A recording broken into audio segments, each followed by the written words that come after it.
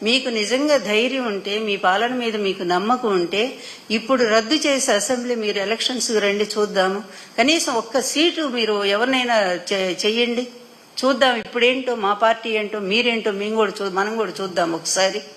జగన్ గారి కెపాసిటీ ఏంటో, ప్రజల యొక్క అభిమానం ఏంటో ఒక్కసారి చూద్దురుగోని అలా ప్రజాభిమానాన్ని సంపాదించుకోవాలి. కానీ ఇదేంటండి 1,50,000 కోట్లు 8 నెలల్లో మీరు వచ్చిన తర్వాత సాధించిన సంపద ఏంటంటే, ఈ రాష్ట్ర సంపదను అబ్బో చాలా గొప్పగా నేను పెంచుతాను, అందువలన అప్పులున్నా పర్వాలేదు, సంపద పెంచి ప్రజలకు నేను ఇచ్చిన హామీలు నెరవేరుస్తానన్నారు కదా.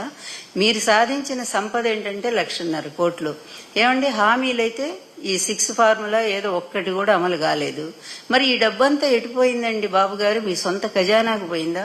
లాస్ట్ టైం కూడా మేమన్నమాట కాదు కదా, బీజేపీ నాయకులే అన్నారు కదా, 1,20,000 కోట్ల రూపాయలు అసలు ఏమైందో అర్థం కావట్లేదు, లెక్కల్లోకి రాలేదని చెప్పి పార్లమెంట్లో దీని మీద చర్చ జరిగిందండి, మీ మీదే. మరి ఇదే ఇప్పుడు కూడా అంతే, 1,50,000 కోట్లు మళ్ళీ ఎక్కడికి పంపించారండి? అది కూడా మరి మీరు చెప్పాలిగా. రాగానే శ్వేతపత్రాలన్నీ ఏదో తెల్ల కాగితాలు ఉన్నాయని చెప్పి దాని మీద సంతకం పెట్టి విడుదల చేశారు కదా. ఇప్పుడు ఈ 1,50,000 కోట్లు ఏం ఖర్చు పెట్టారో ఒక్కసారి విడుదల చేయండి చూద్దాము. పాపం చాలా నిజాయితీ పరులు కదా, మీకు మీరు అనుకుంటారు కదా.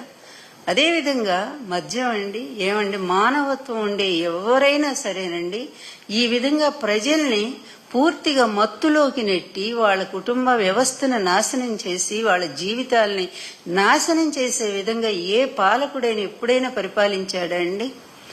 మొట్టమొదట టంగుటూరి ప్రకాశం పంతులు గారు ఈ రాష్ట్రాన్ని మద్యపాన నిషేధం అమలు జరిపి చరిత్ర సృష్టించాడు మహానుభావుడు. తర్వాత నందమూరి తారక రామారావు గారు మద్యపాన నిషేధం అమలు జరిపి ఆయన కూడా మహిళలకి ఎంతో మేలు చేసిన వ్యక్తి అయ్యారు. జగన్ గారి గవర్నమెంట్ లో దానికి ఒక నియంత్రణ తీసుకొచ్చి ప్రభుత్వమే అమ్మిస్తూ పేద వర్గాలకు అన్యాయం జరగకుండా ఇష్టం వచ్చినట్టుగా మద్యం వ్యాపారాలు లేకుండా, చీప్ లిక్కర్ అస్సలు లేకుండా బ్యాన్ చేసి, నువ్వేమంటావయ్యా మొన్న అంటున్నావు చీప్ లిక్కర్ ఎక్కడుందో చెప్పు, తాట తీస్తావు. ఎవరు తాట తీస్తావు? ముందు నీ తాట నువ్వు తీసుకోవాలా.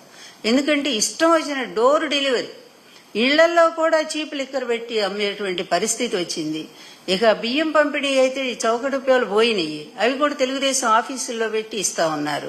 అంటే తెలుగుదేశం కార్యకర్తలే మనుషులు తప్పి మిగిలిన వాళ్ళు ఎవరూ కాదనేటువంటి పరిస్థితిలో ఇంత పాక్షికమైనటువంటి ఇటువంటి పక్షపాత ధోరణితో ఉండేటువంటి పాలకులు గత చరిత్రలో ఎప్పుడూ రాలేదు బాబు గారు.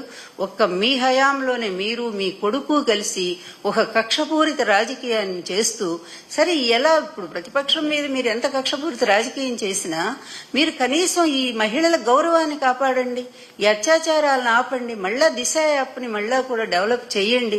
దయచేసి మహిళల్ని కాపాడండి. ముందు ఆ పిల్ల ఏం చేసిందండి? లక్ష్మి తనకు జరిగిన అన్యాయాన్ని ధైర్యంగా చెప్పుకుందానేనా?